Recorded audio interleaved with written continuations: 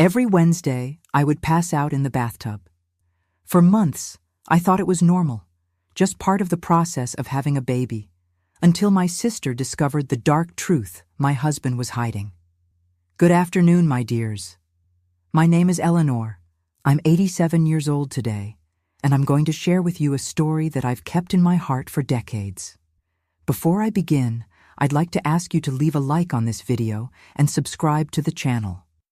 I'd also love to know in the comments where you're watching from, which city, which state you're following the story of this grandma who lived to tell the tale. Let's go back to 1963. I was just 25 years old, with long black hair, skin without wrinkles, and a dream in my heart: to start a family. We lived in Millbrook, a small town where everybody knew everybody. Back then, marrying young was normal. Girls my age already had 2 or 3 children. And I had just married Theodore. Theodore. When I think about him today, I feel a mix of pain and relief for having escaped. But back then, he was considered the best catch in town. He worked at the only bank in town and wore a suit every day. His shoes shined so brightly you could see your reflection. My father had passed away recently, leaving me the house where I grew up. A simple wooden house with a backyard full of cherry trees and a porch where I would sit every afternoon to watch the sunset. In the first months of marriage, everything seemed like a dream. Theodore was attentive. He'd bring small gifts when he returned from work. He'd tell stories from the bank that made me laugh. On Sundays, we'd go to church together and then have lunch with my mother. The only cloud in our sky was that after almost a year of marriage, I still hadn't gotten pregnant. You need to understand how it was back then.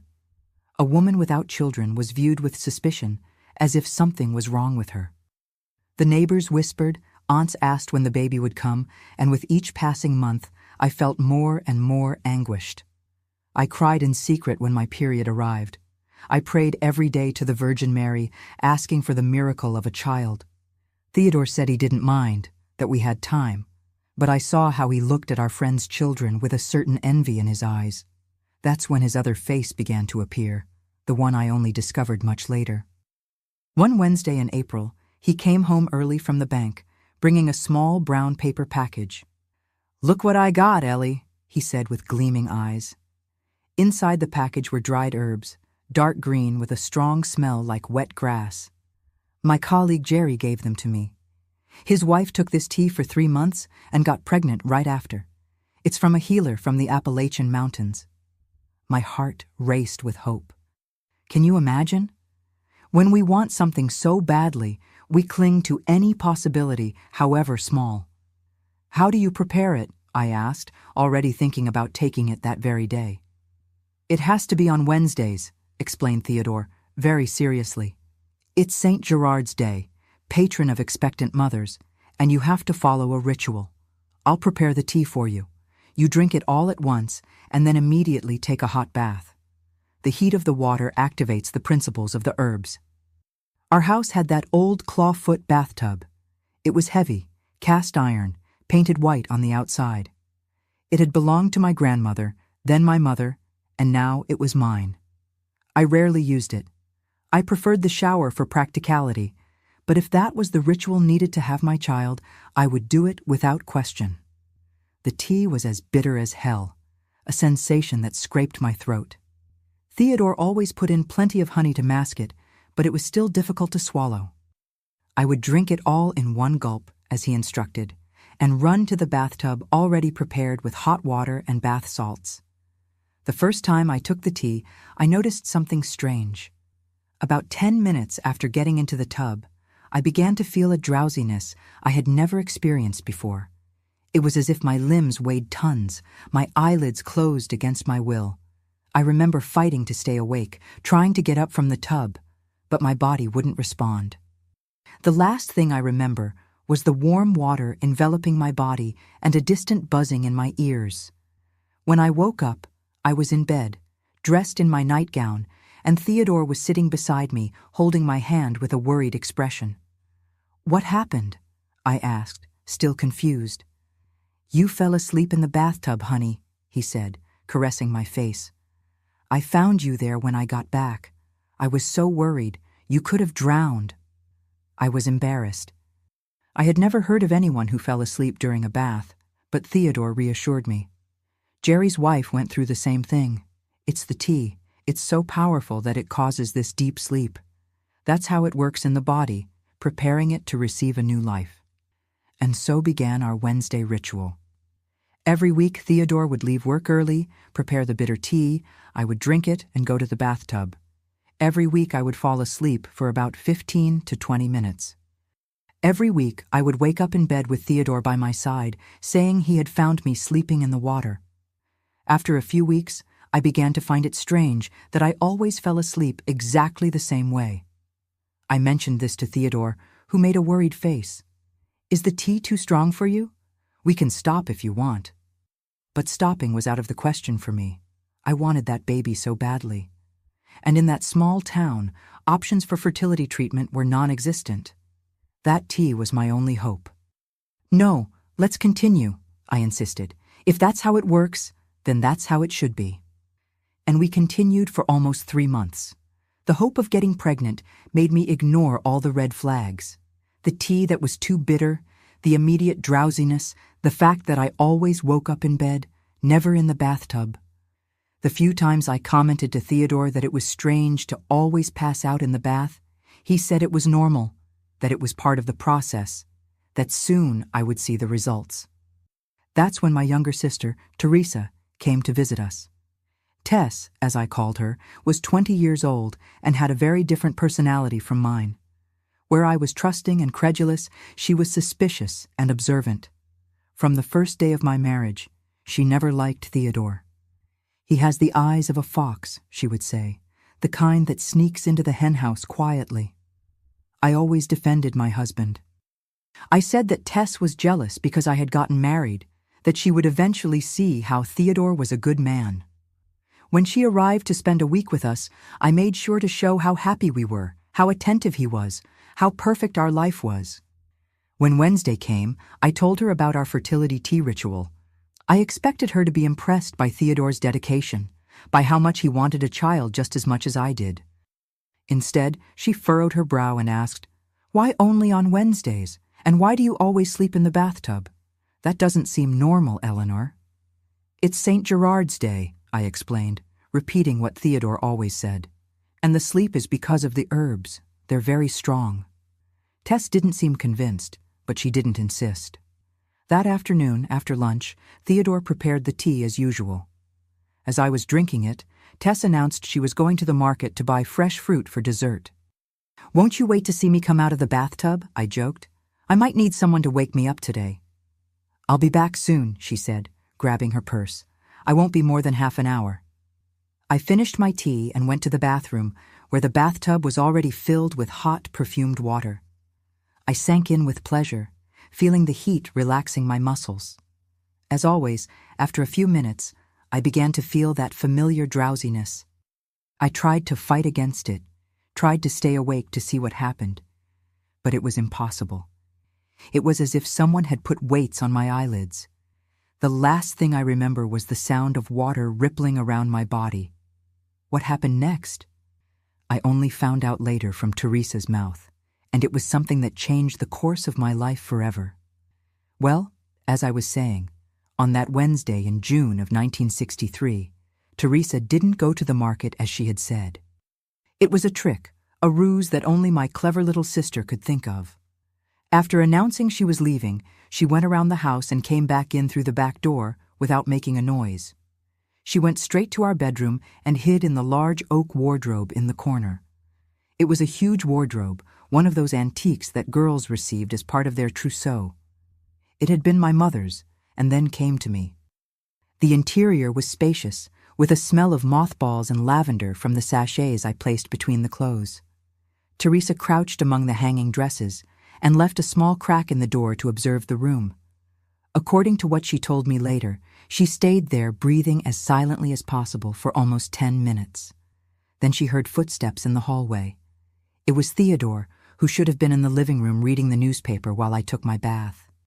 He entered the room stealthily, as quiet as a cat. First, he went to the bathroom door and put his ear to it. He knocked lightly and called out, "Eleanor, everything okay in there?" There was no response. I must have already been asleep in the bathtub. That's when his behavior changed completely. The gentle face he showed me gave way to a cold, calculating expression. He looked at his wristwatch as if timing something, and then he began. First, he went to the dresser where I kept my jewelry. He opened every drawer, rummaged through every corner, then lifted the mattress of the bed, checking if there was anything hidden there. He took all the books from the small bookshelf, leafing through them page by page. It was as if he was looking for something very specific. After searching the room for a few minutes, he went to the closet and started rummaging through my shoeboxes, my purses, even the pockets of my dresses. His expression grew increasingly frustrated. He tapped his foot nervously, ran his hand through his hair. "Where is it? Where the hell did she hide it?" he muttered to himself, not knowing that Teresa heard every word, observed every movement from inside the wardrobe. Then he did something she didn't expect. He knelt on the floor near the bed and began to poke at the wooden floorboards with a small knife he took from his pocket. He found a board that seemed looser than the others, and with the tip of the knife began to lift it. It was a hiding place, a small, empty space between the floorboard and the foundation of the house. Meanwhile, I was still asleep in the bathtub, completely unaware of what was happening in the room next door. It had been about 15 minutes since I had entered the bath. The water was probably beginning to cool. My skin must have been wrinkled like a prune. And there was my husband, rummaging through the hiding places of the house while I was defenseless. Teresa told me that he became furious when he saw that there was nothing under that board. He swore, punched the floor. "I need to look elsewhere," he said, talking to himself. "Maybe in the guest room." That's when he looked at his watch again and seemed to remember something. "Damn, it's been too long. I need to get her out of the bathtub before she wakes up." He stood up, adjusted his wrinkled clothes, took a few deep breaths, as if he were preparing to enter a stage. He practiced a worried expression on his face and then left the room toward the bathroom. Teresa waited a few seconds and silently came out of the wardrobe. Her heart must have been racing, her hands trembling. She went to Theodore's bedside table and saw something she hadn't noticed before, a small, dark glass bottle without a label. She opened it and smelled the contents. She instantly recognized it. It was tincture of valerian mixed with belladonna. Our grandmother, Martha, was known in the region as a healer and had taught us about herbs since we were little. Valerian was used to calm the nerves for insomnia, belladonna in minimal doses for pain, but together, in larger quantities, they caused a deep sleep, almost a faint. It had nothing to do with fertility. It was a potent sedative. Teresa hid the bottle in her dress pocket and ran to the bathroom through the hallway door, arriving there almost at the same time that Theodore entered through the bedroom door. She pretended that she had just arrived from the market, out of breath, without any bags. "Eleanor fell asleep in the bathtub again?" she asked, trying to sound casual. Theodore was visibly surprised to see her there. For an instant, his mask of concern faltered, and Teresa saw what I had never seen: anger, frustration, perhaps even hatred in the eyes of the man I had married. "Yes, as always," he replied, regaining his composure. "I'm going to get her out now. It's dangerous to stay in the water so long." He pulled me out of the bathtub, wrapped me in a large towel, and carried me to the bed like a dedicated husband, concerned about his wife's health. Teresa pretended to help, bringing my nightgown, pretending to know nothing. Gradually, I began to wake up, confused as I always was. "What happened?" I asked with a slurred voice. "You fell asleep in the bathtub again, my love," said Theodore, caressing my face. "Lucky I got there in time." I looked at Teresa, who was standing at the foot of the bed with a strange expression that I couldn't decipher at the time. "I thought you went to the market." "I did, but I came back quickly." "I forgot the list at home," she improvised. "Theodore announced he was going to the pharmacy to get a tonic for me. He said I looked pale." As soon as he left, Teresa closed the bedroom door and sat next to me on the bed. Her face was so white that it seemed like she, not I, had suffered a fainting spell. "Eleanor, we need to talk," she said with a trembling voice. "Something very wrong is happening in this house." She took the bottle from her pocket and showed it to me. "Do you know what this is? It's what he puts in your tea. They're not herbs for fertility. It's a strong sedative with belladonna." At first, I couldn't believe it. Theodore, my husband, deliberately drugging me. It was too absurd. "You must be mistaken, Tess. Why would he do that?" That's when she told me everything she had seen from the wardrobe. How he had methodically searched for something, how desperate he seemed to find it. How he rummaged through drawers, poked at the floorboard, swore in frustration. "He's looking for something, Eleanor, something important that he thinks you've hidden." It was like a bolt of lightning that illuminated the dark night. Suddenly, everything made sense. The insistence on the tea only on Wednesdays, the fact that I always fell asleep in the bathtub, that I always woke up already in bed, never by myself in the bath. "The house documents," I murmured, feeling a shiver run down my spine. He must be looking for the property documents that Dad left me. My father had left me the house when he died, on the condition that it never be sold outside the family. It was a simple house, but the land was large and was in an area that was beginning to increase in value. A businessman from New York wanted to build a textile factory nearby and was buying all the properties he could. I kept the original documents in an old cookie tin, hidden in the false bottom of the sock drawer. Theodore must have already searched there because the drawer never stayed the way I left it. But the week before, concerned about the safety of the papers, I had taken them to the county clerk's office to make authenticated copies and hadn't brought them back yet. "But why would he look for that?" asked Teresa. "The house is yours, not his." That's when I remembered the comments of the bank manager, Mr. Jenkins, a few weeks before at Sunday service. He had asked me if Theodore had already resolved that delicate situation. When I asked what he meant, Mr. Jenkins was embarrassed. He said he thought I knew. The gambling bets, the unpaid loans, but don't worry, I'm sure he'll settle everything in time. I confronted Theodore, who denied everything. He said that Mr. Jenkins was confusing him with another employee, that he had never made bets, never needed loans, and I, fool that I was, believed him. After all, he was my husband, my companion, the man who wanted to have a child with me. Why would I doubt him? Now it all made sense. He needed money to pay debts, gambling debts that I didn't even know existed, and the house, the land that my father left me, was the solution. He just needed to find the documents, make a fake power of attorney, perhaps forge my signature, and the money from the sale would solve his problems. "My God, Tess," I said, feeling my stomach turn with the realization. "He's been deceiving me this whole time. It was never about having a baby." Teresa hugged me tight, letting me cry on her shoulder. "What are we going to do?" she asked. At that moment, I made a decision that would change the course of my life forever. A decision that the young, naive, and trusting Eleanor would never have had the courage to make. But after discovering that the man I loved, with whom I shared a bed and a life, was capable of drugging me for weeks on end without any remorse, something changed inside me. "We're leaving," I answered, wiping away my tears. "Today, before he comes back from the pharmacy." "Where to?" Teresa asked, already getting up, ready to act. "To the city. I'll use the money I saved from selling my sewing work. It's not much, but it's enough to make a new start. Will you come with me?" "Of course I will," my sister replied, squeezing my hand. "I won't leave you alone now."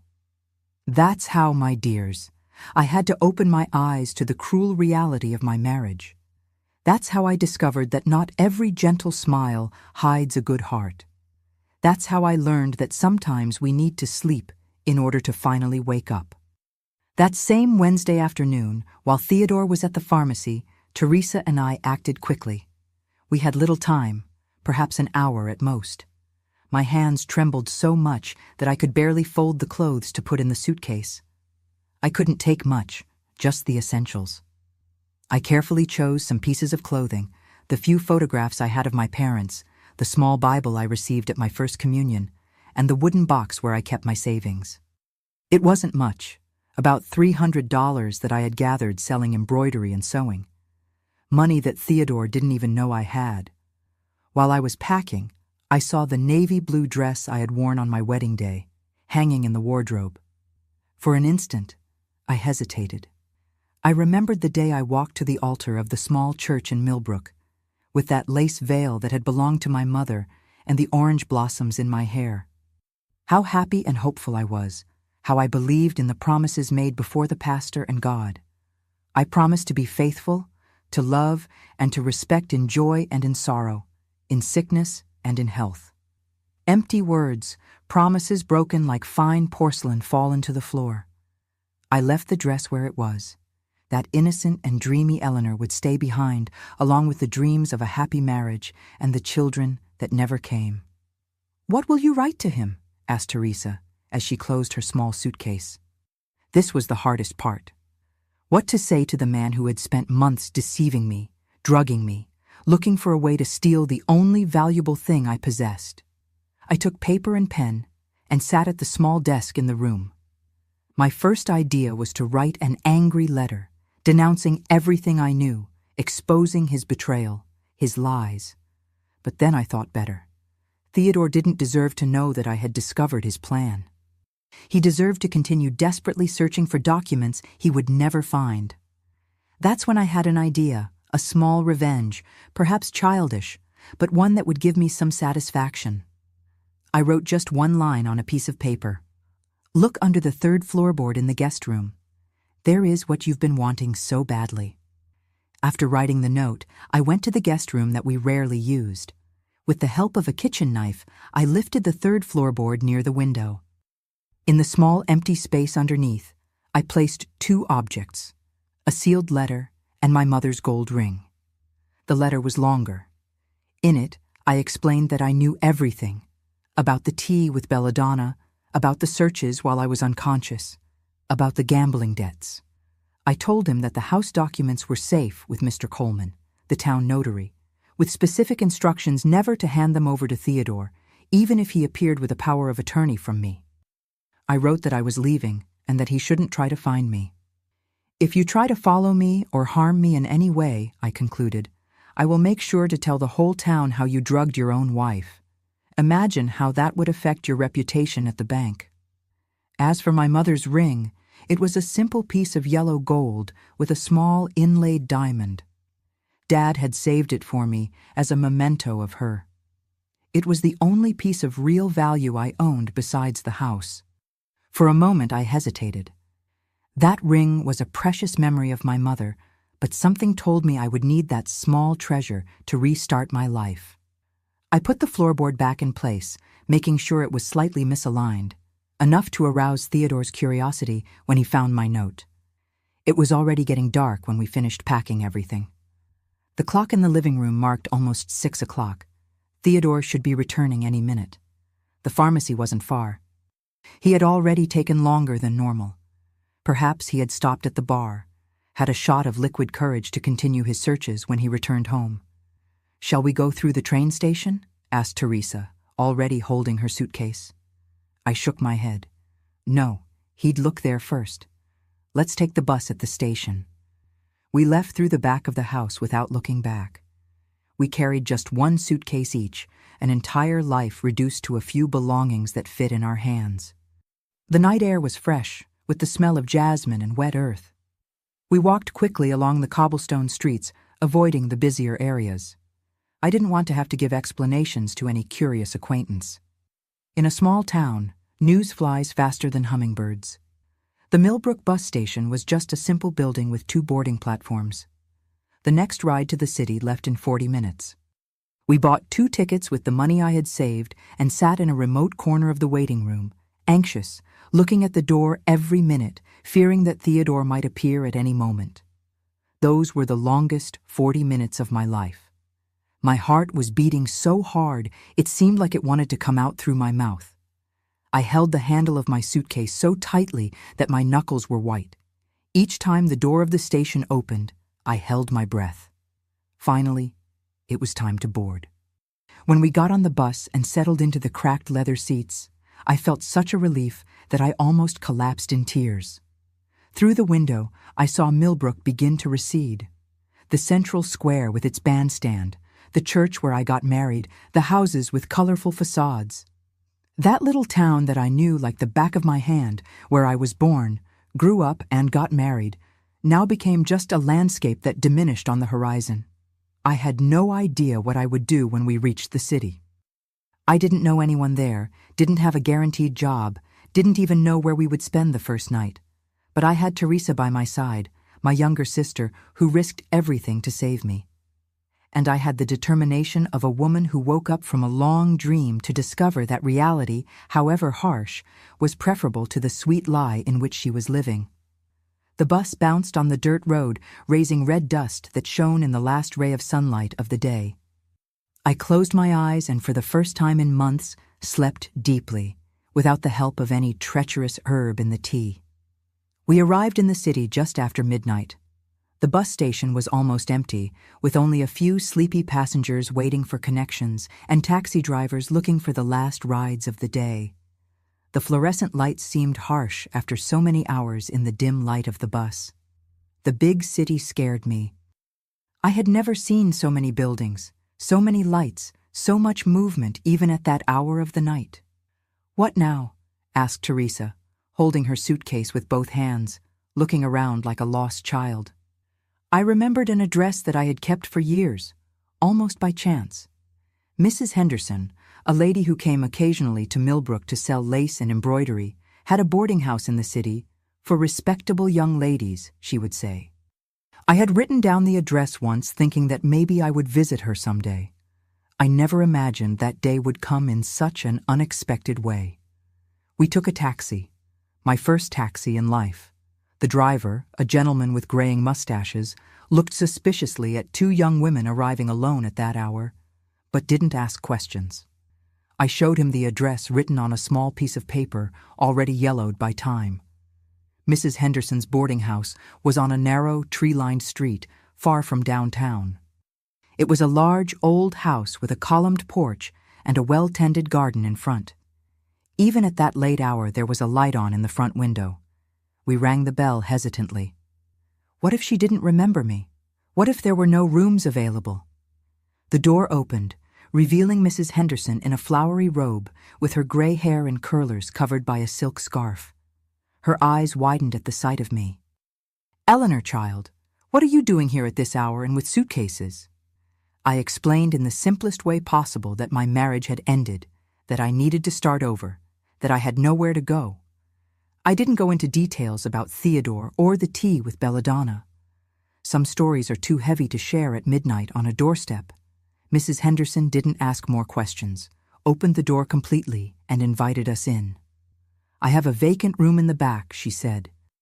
"It's not big, but it fits 2 twin beds. We can talk better in the morning." That night, lying in a strange bed, listening to Teresa's breathing in the dark, I thought about what Theodore might be doing at that moment. Had he returned home and found my note? Was he tearing up the 3rd floorboard of the guest room, reading my letter, finding my mother's ring? Was he furious, or perhaps even worried about me? It didn't matter anymore. That chapter of my life was closed. What would come next? I had no idea. I only knew that, for the first time in a long time, the decisions about my future were exclusively in my hands. It was scary, and at the same time, liberating. The next day, when the sun came in through the window of the small room, bringing a new day and new possibilities, I knew I had made the right choice. It felt as if I had woken up from a long sleep, not just from the sleep induced by Theodore's tea, but from a deeper numbness, that of a woman who had forgotten her own worth. Mrs. Henderson served us breakfast in the cozy kitchen of the boarding house. Homemade bread, orange marmalade, strong coffee. While we ate, I told a bit more of my story. Not everything.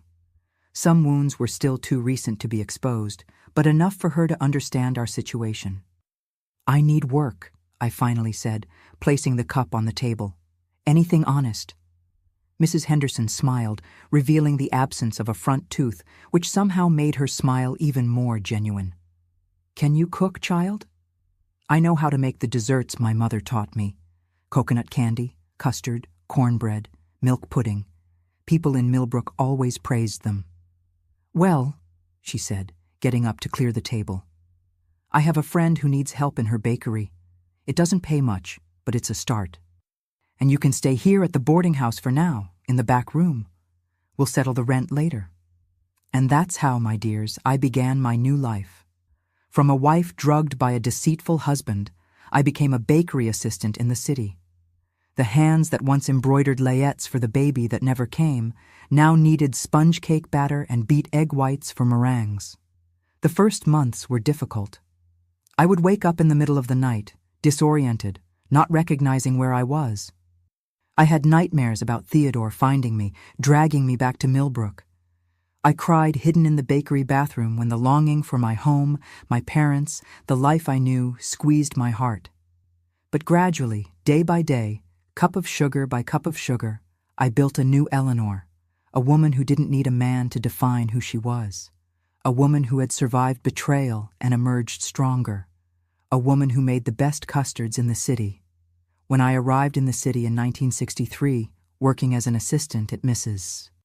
Henderson's Friend's Bakery, I would never have imagined that would be the beginning of such a sweet journey. The bakery was called Grandma's Delights. Ironically, the owner, Mrs. Parker, had no grandchildren, but thought the name gave a cozy feel to the place. It was a small shop, squeezed between a barber shop and a fabric store, with just 4 small round marble tables and iron chairs. But what it lacked in space, it made up for in aroma and flavor. The smell of vanilla, cinnamon, and caramelizing sugar invaded the sidewalk and attracted customers like a spell. In the first months, my function was basically to wash dishes, clean the floor, and occasionally help beat dough.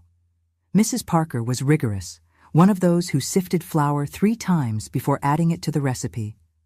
"Baking is science, child," she would say, adjusting her glasses on the tip of her nose. 1 gram more of baking powder and the cake becomes a crater. I observed everything with attention, absorbing every detail like a sponge. Sometimes, when Mrs. Parker was distracted, I would experiment with adding a different touch to the recipes, an extra pinch of cinnamon in the apple cake, a bit of lemon zest in the vanilla icing, small adjustments that, to my surprise, she ended up noticing. "Who messed with the pudding mixture?" she asked one day, furrowing her brow as she tasted the dessert still hot. I confessed, trembling, expecting a scolding. Instead, she looked at me over her glasses and said, "It's better this way. What did you put in?" "A little bit of almond extract, Mrs. Parker. My mother always used it."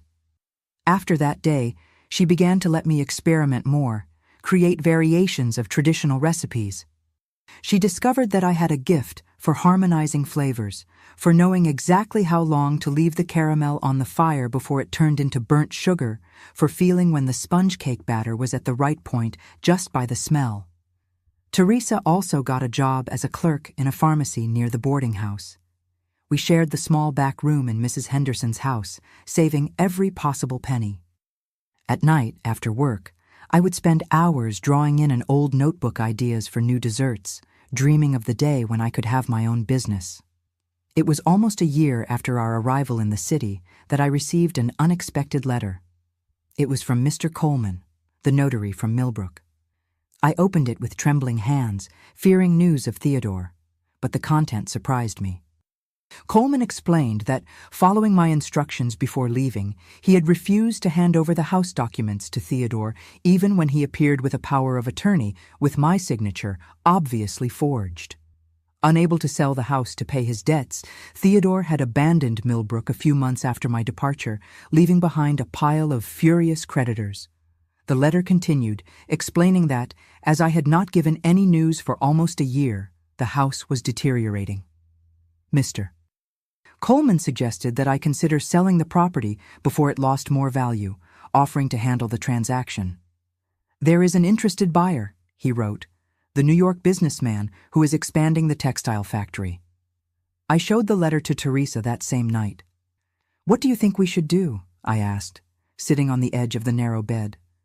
My sister didn't hesitate. "Sell the house, Eleanor. That place only has bad memories now. Use the money to start your own bakery." I replied to Mr. Coleman the next day, authorizing the sale. The process took a few months, but finally, in mid-1964, I received an envelope containing a check that represented everything that remained of my previous life. The value of the sale of my parents' house, less taxes and commissions. I remember sitting on the edge of the bed at the boarding house, looking at that piece of paper for a long time. It wasn't a fortune, but it was enough to take the first step toward my dream. That same week, I found a small property to rent 2 blocks from the main square. It was a tiny space that previously housed a shoe repair shop. It had a dusty storefront facing the street, a wooden counter with marks of use, and a wood-fired oven in the back that miraculously still worked. When I told Mrs. Parker that I intended to open my own business, I thought she would be upset about losing an employee. Instead, she held my hands in hers, already marked by time and work, and said, "It was about time, child. You were born to have your own place." And so, Sweet Memories was born.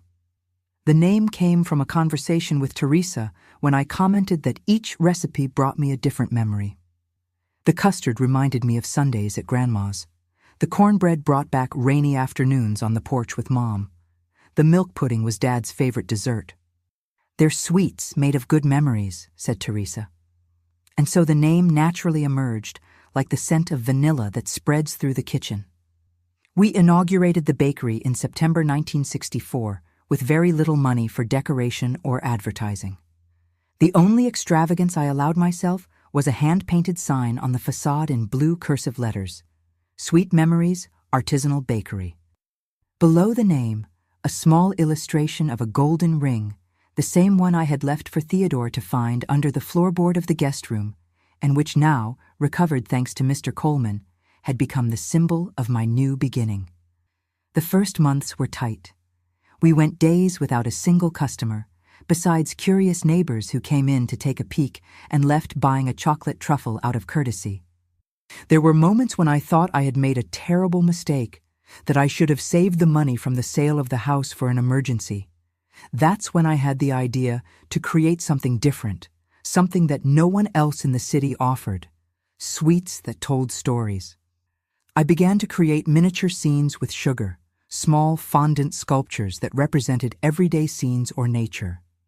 A garden of sugar flowers adorning a birthday cake, a gingerbread house with meticulous details for Christmas, a small lake of blue jelly with meringue swans floating on it. People began to enter the bakery just to see the creations in the window. Soon came orders for special occasions. "I want a cake that tells the story of our engagement," asked a young bride. "Can you make little horse-shaped candies for my son's party?" asked a mother. Each request was a challenge that I accepted with enthusiasm. I spent sleepless nights experimenting with new techniques, mixing colors in the sugar paste, testing structures that would remain firm without losing their delicacy. Many times Teresa would find me asleep on the kitchen table, with my fingers still stained with food coloring. One day, I received an order that would change the course of my small business. The mayor's wife entered the bakery looking for something special for her husband's 50th birthday. "I want to surprise him," she said, "something that no one has ever seen before." I spent a week working on that cake. I recreated in sugar and chocolate the central square of the city, with the bandstand, the benches, the trees, even the pigeons, everything in miniature with impressive details. In the center of the square, a small figure of the mayor sitting on a bench reading the newspaper. The success was immediate. Photos of the cake appeared in the local newspaper. People who had never heard of Sweet Memories began to appear. Soon, I needed to hire help.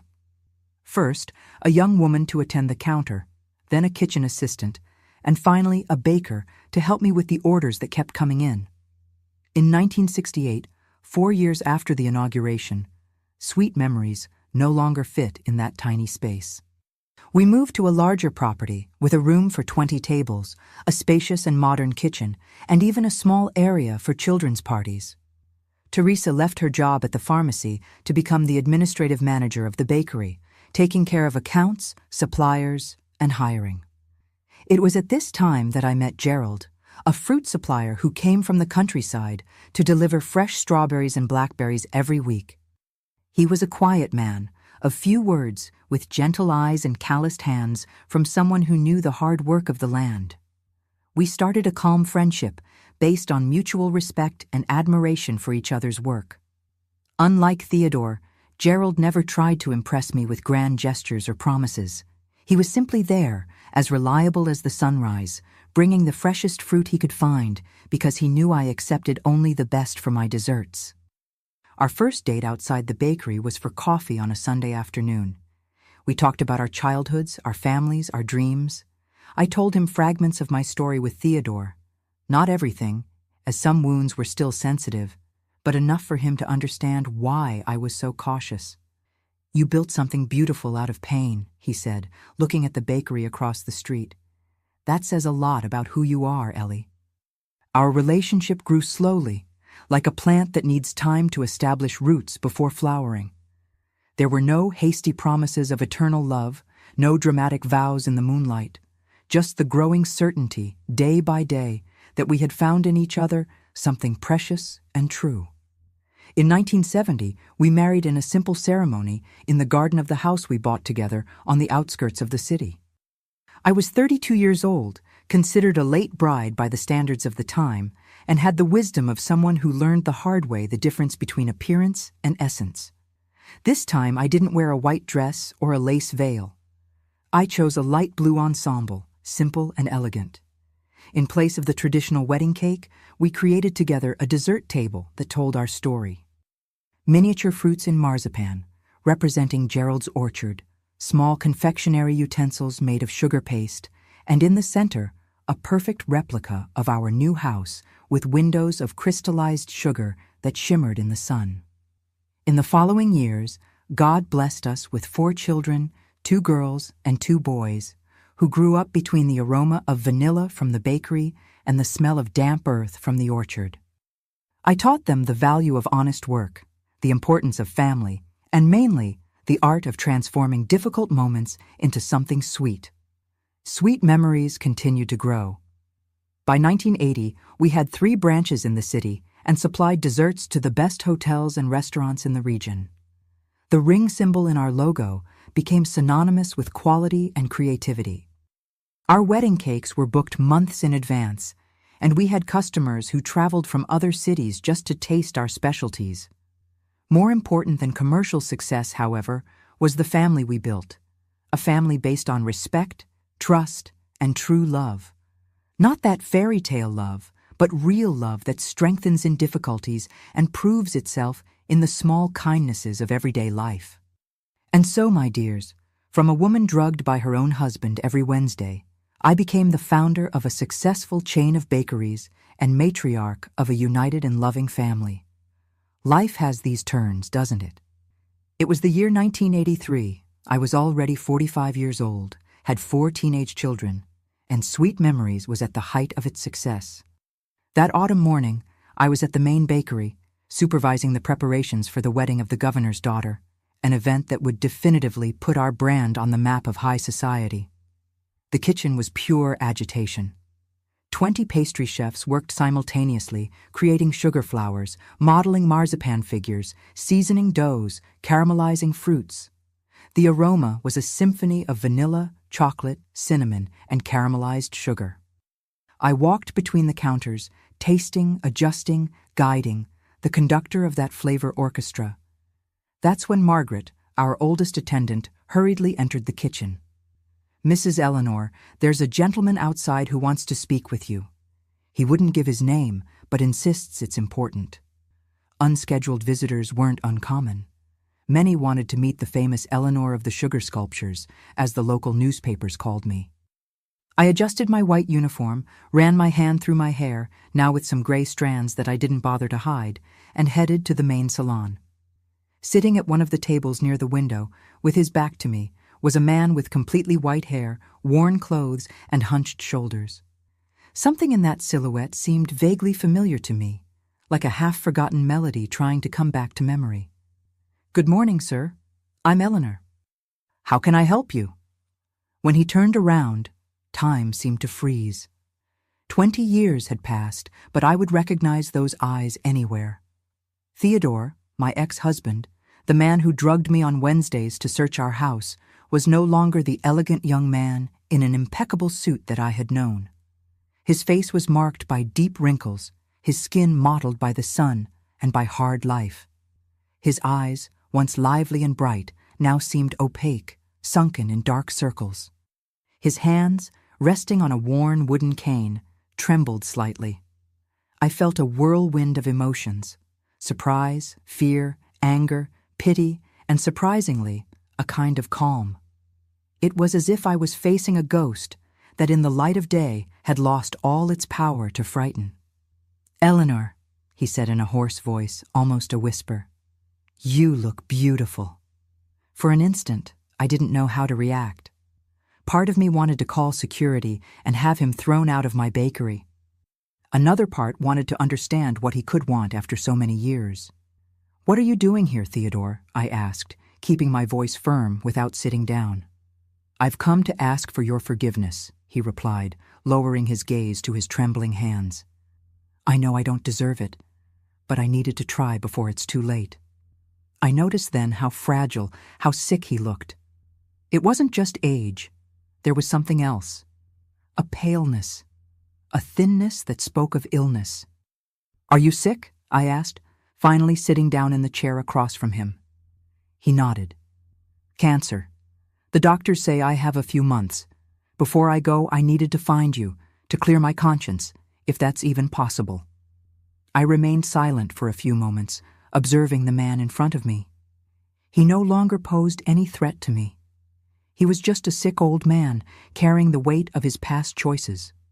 "How did you find me?" I finally asked. "It wasn't difficult. Your name is in the newspapers. The Queen of Desserts, they call you." He tried to smile, but the result was a sad grimace. "I'm proud of what you've built, Eleanor. I always knew you were special. Don't try to flatter me now, Theodore. It's too late for that." He nodded, accepting my harshness as just punishment. "You're right. I have no right to say that. I don't even have the right to be here, but I needed you to know. I never forgave myself for what I did. Each day of these 20 years has been a reminder of my mistake, my cowardice, my greed."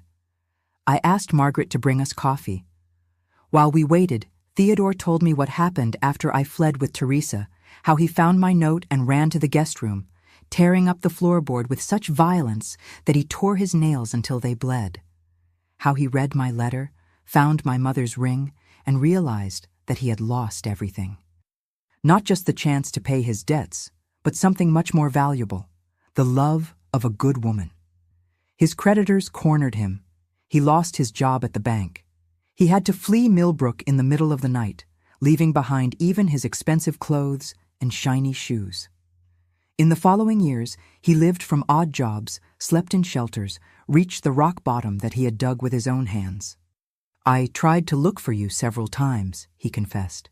"Not to bring you back or harm you, just to ask for forgiveness, but I never had enough courage." The coffee arrived, served in our fine porcelain cups with the golden ring logo.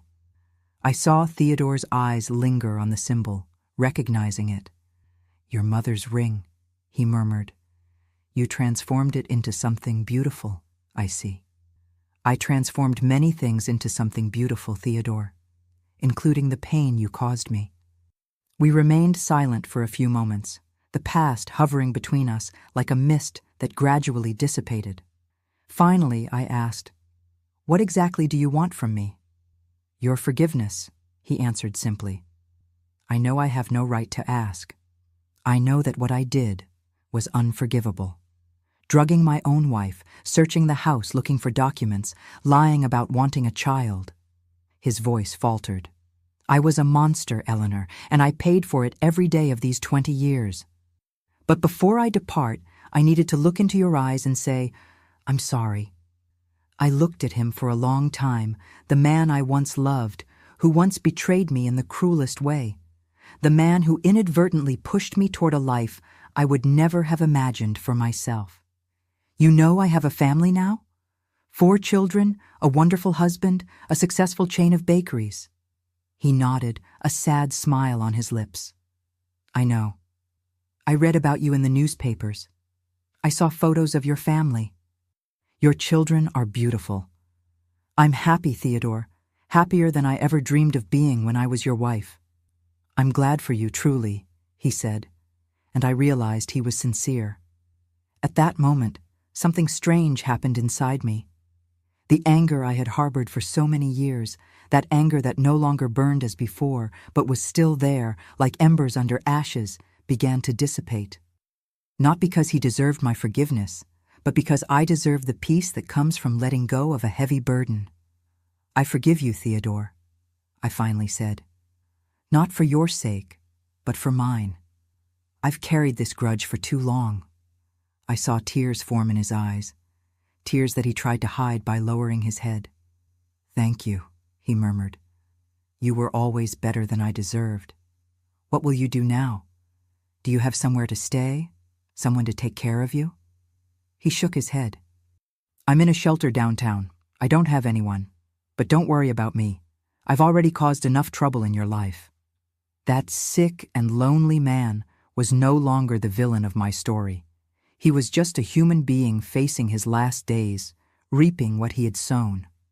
Wait here, I said, getting up. I went to my office and grabbed my checkbook. I returned to the salon and wrote a check with an amount sufficient for him to rent a decent room and pay for basic medical care for a few months. I can't accept this, he said when he saw the amount.